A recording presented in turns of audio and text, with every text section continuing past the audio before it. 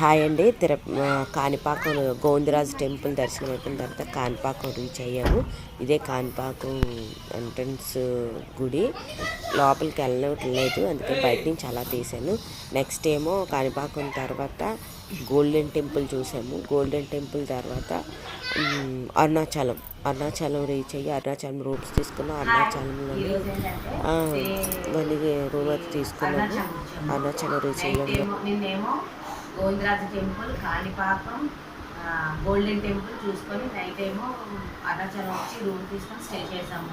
ఇప్పుడు అరుణాచలేశ్వర స్వామివారి దర్శనం చేసుకొని అప్పుడు మళ్ళీ ఇప్పుడు కంచి వెళ్దాం అనుకుంటున్నాము.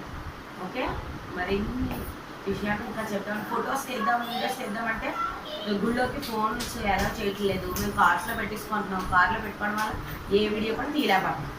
అది రూమ్కి వచ్చాము కాబట్టి నెక్స్ట్ ఎంట్రన్స్ మాత్రం ఫోటో